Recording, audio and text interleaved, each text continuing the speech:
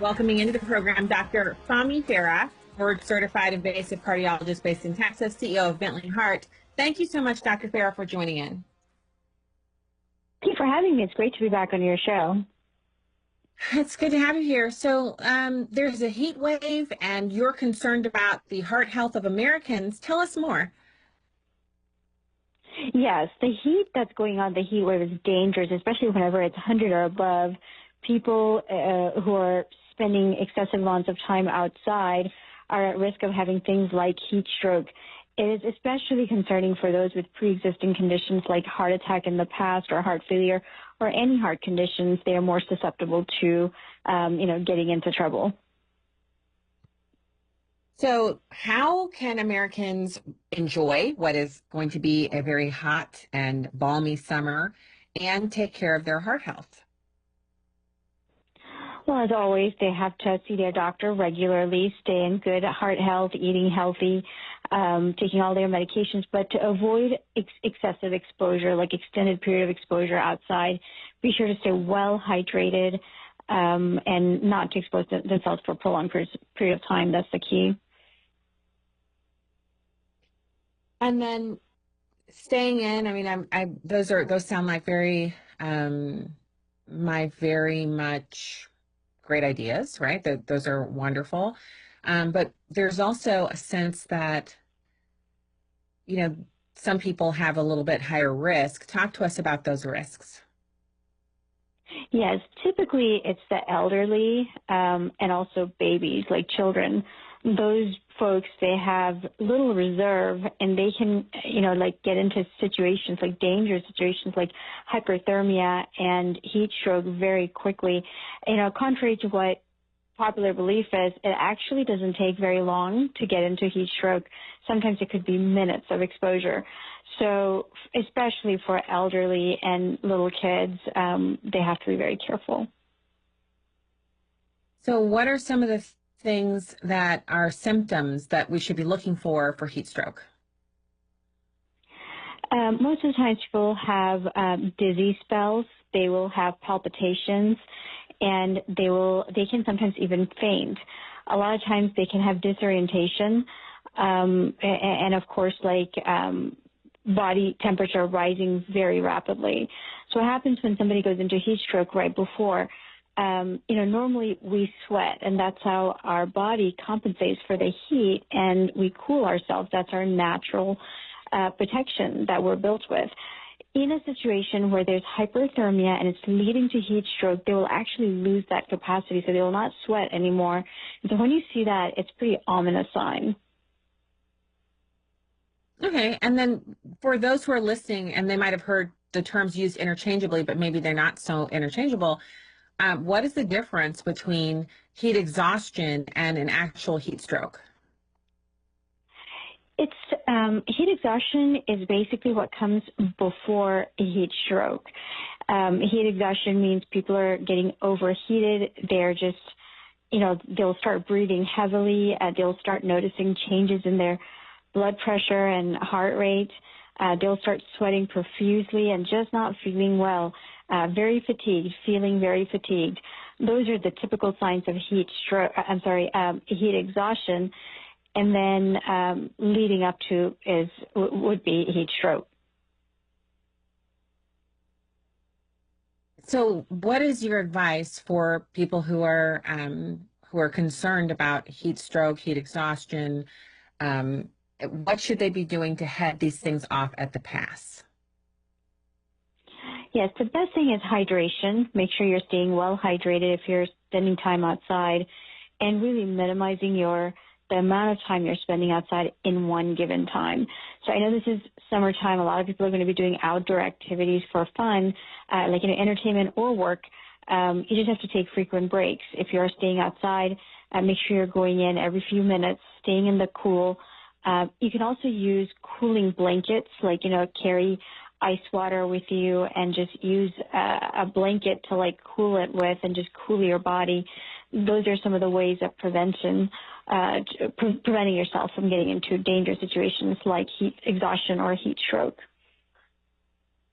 So, in your practice, what have you seen in the way of higher incidences? Is it trending that more people are suffering from heat exhaustion, heat stroke, and having these symptoms, or are people smart about this? Well, typically the heat exhaustion and heat stroke patients, they would usually go to the emergency department, and statistically speaking, every summer we see a pretty big uptick in ED visits just from heat strokes and heat exhaustion. So yeah, we do typically see an increase in number during the summer months. And then, what is the actual like when we're talking about the cooling blanket, can rapidly dropping your temperature actually cause a different kind of an illness, or is that not a danger because you're already overheated?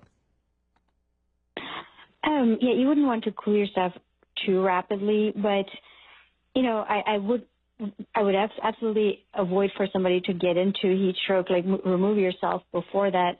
But no, just using cooling blankets would not, it wouldn't decrease your body temperature too rapidly or anything like that. Usually whenever people get into heat stroke situation, in addition to cooling blankets, they would actually need medical care.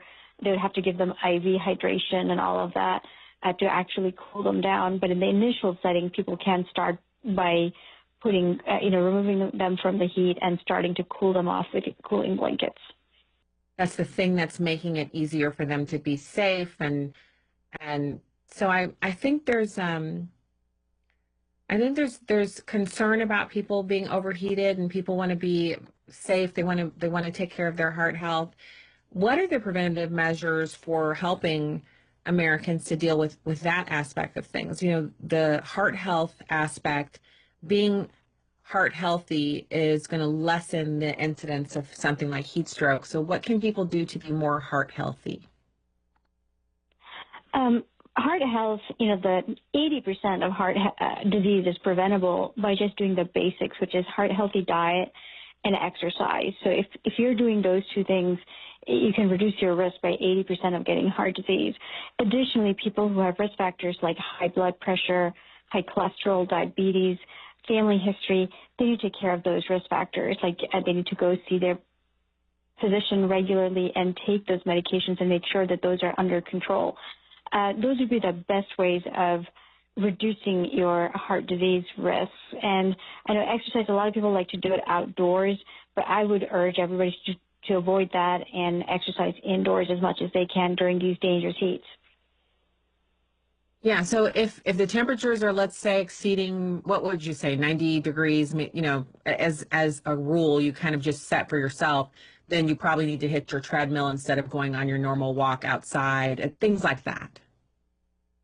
I would say so, yes, especially when it's 100 degrees and above. When it hits those three-digit numbers, it really is dangerous, and it doesn't take very long for people to get into trouble. And I have to say, especially in areas like here in St. Louis, and this is certainly not the hottest region of our country, but it gets pretty hot here. Last summer, it was amazing. We had temperatures of 96 and 98, but the effective temperature, the feels like, was 110. And I remember going outside and thinking, it's a terrible idea for me to be out here, and immediately feeling thirsty. And, within like a couple of minutes of being outside and coming back in and getting water and thinking, okay, I'm going to drink some Gatorade. And so, today in Washington, D.C., where my producer is located, it was 110 degrees. When it gets to those temperatures, we need to basically regulate our time outside and make sure and up our hydration. And of course, like you said, getting our time, doing the exercising indoors instead of outdoors.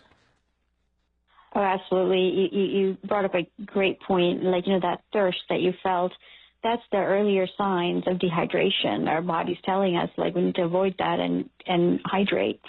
So great job on getting that Gatorade. I thought to myself, if my mom was here, she'd say, oh, you waited too long. If you're already thirsty, you're already dehydrated. I could hear her saying it in my mind. I heard her voice. I thought to myself, oh, she would totally be, talking to me about, what I should have done. I have to say, we have to keep a lighthearted attitude about it, but we also have to remember the very, very important points that you've made tonight. And so anything else you'd like us to know about this, we certainly appreciate you joining us and keeping us up to date. Well, I appreciate you bringing me onto your show, and even if we can save one life as a result of this conversation, I think it's worth it. So thank you for raising awareness regarding one of the number one killers in the United States, which is heart disease, and of course the heat wave. Absolutely. And by the way, everyone, heart health is not something that you can only learn about from a physician. I encourage people to have their annual exams, listen to your doctor. If you don't feel well, go in, get a checkup. Your doctor will be happy to see you and make sure everything's fine. And as far as the heat, no one's a hero. Definitely hydrate. And if you already know you're dehydrated, then stay inside, absorb the air conditioning, and just thank God for the technology, because living in an advanced society means most people have air conditioning, or you can get to some place that has it, and that's a fantastic thing. We're so grateful for your time tonight. Thank you for joining us, Dr. Fahmi Farah, from CEO of Bentley Heart. Thank you so much for your time. Thank you for having me. It was my pleasure. All right, have a wonderful night. And if you want to find out more about Bentley Heart, it's bentleyheart.com, bentleyheart.com, and that's based in Texas.